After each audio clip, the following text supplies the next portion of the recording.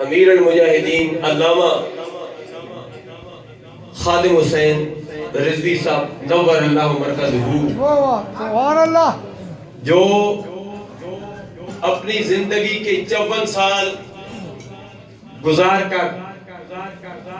حق کا علم بلند کرتے ہوئے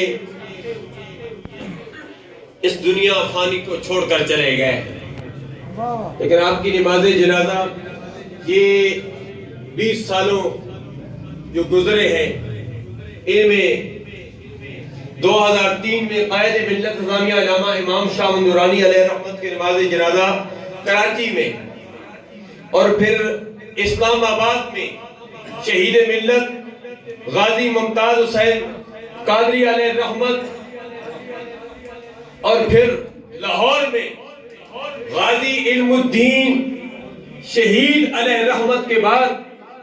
امیر المجاہدین علامہ خادم حسین رضوی صاحب کا نماز جنازہ ایک تاریخی نماز جنازہ تھا۔ ٹھاٹھے مارتا سمندر تھا، ہر طرف